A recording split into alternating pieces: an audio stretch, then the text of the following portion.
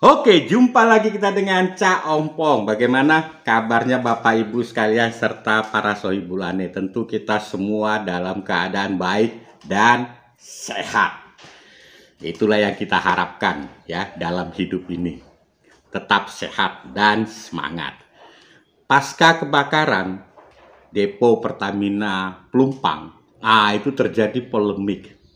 Baik itu di kalangan pejabat, di kalangan pakar, dan di kalangan politisi. Tentu ada yang pro dan kontra. Terhadap apa? Nah, terhadap warga yang sedang mengalami kesulitan akibat terbakarnya depo Pertamina Pelumpang. Nah, Cak Ompong hanya ingin menyoroti dua sosok, yaitu opung kita, Luhut Binsar Panjaitan, dan Bapak Erick Thohir, Menteri BUMN. Nah, dua tokoh ini bertolak belakang. Bapak Luhut mengatakan warga yang terdampak akibat kebakaran depo Pertamina Pelumpang itu harus direlokasi. Pertanyaannya kenapa? Ya, satu, yang pasti bahwa tanah yang digunakan oleh warga itu ilegal. Bukan milik warga, tapi itu adalah milik Pertamina. Ya, yang kedua, kalau Cak Ompong coba mendalami lebih makna daripada kalimat yang disampaikan oleh Opung Luhut, itu sebetulnya adalah kalimat yang mendidik kita semua. Mendidik dalam hal apa? Dalam hal kedisiplinan.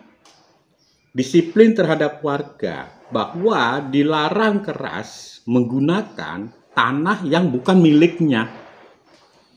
Ya, sebagai contoh seperti yang sekarang terjadi, bahwa banyak warga di situ itu menggunakan tanah milik Pertamina. Ya, jadi mendisiplinkan warga terhadap hak dan kewajibannya. Yang kedua, selain mendidik warga, yang mendidik Pertamina sendiri. Terhadap apa? Terhadap persyaratan. Ya, bahwa kilang minyak itu harus seperti ini dan seperti itu, dan itu harus diikuti. Ya, sebagai contoh seperti kita lihat bahwa standar operasional sebuah kilang itu harus jauh dari pemukiman. Bahkan pagar terluar dari kilang tersebut itu masih ada yang disebut dengan zona bebas, free zone. Biasanya itu ditanami pepohonan. Setelah ada tanaman pepohonan, masih ada lagi sungai kecil. Artinya apa? Artinya punya batas yang jelas antara kilang itu dengan rumah penduduk. Dan itu sudah diperhitungkan, bukan asal-asal. Ya, dalam teknik perminyakan itu ada yang disebut dengan risk assessment. Ya, kalau terjadi apa-apa, ini seberapa besar dampaknya. Contoh kalau itu meledak, ini ledakannya sampai enggak ke rumah warga. Itu semua dihitung. Jadi bukan asal-asal.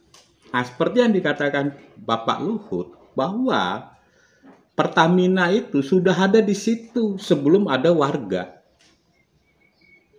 Ya, jadi warga di sini itu harus disiplin bahwa jangan menggunakan tanah milik orang lain. Pertamina juga begitu, melalui apa yang disampaikan Bapak Luhut, Pertamina juga harus firm pada syaratnya, syarat mutlak itu tidak bisa diganggu-gugat. Jadi memberi pembelajaran kepada warga, memberi pembelajaran kepada Pertamina apa yang disampaikan Luhut. Yang ketiga, memberi pembelajaran kepada Pemda DKI. Pemda DKI kan sudah tahu semua tata ruang kota Jakarta ini seperti apa. Begitu ada warga di situ tidak pada tempatnya atau dia membangun, hendaknya Pemda juga menegur.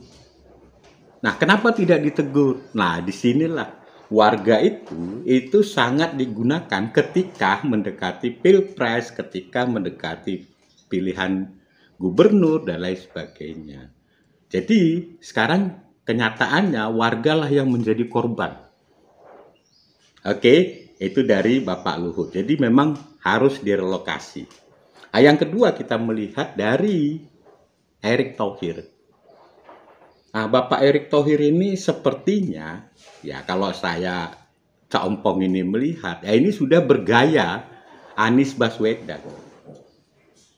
Mulai mencitrakan diri, seolah-olah malas berpikir bahwa sebaiknya pelumpang itu yang di depo Pertamina, pelumpang itu yang dipindahkan. Ya, tapi pernyataan Bapak Erick Thohir itu sebetulnya ambigu sekali. Berganda. Bahkan membingungkan orang. Yang saat ini diperlukan oleh warga itu adalah bagaimana pemulihan kesehatan. Yang kedua, setelah pemulihan kesehatan bagaimana tempat tinggalnya. Nah, pernyataan Bapak Erick untuk memindahkan depo Pertamina ke Pelindo itu memerlukan waktu hampir sekitar 1 tahun.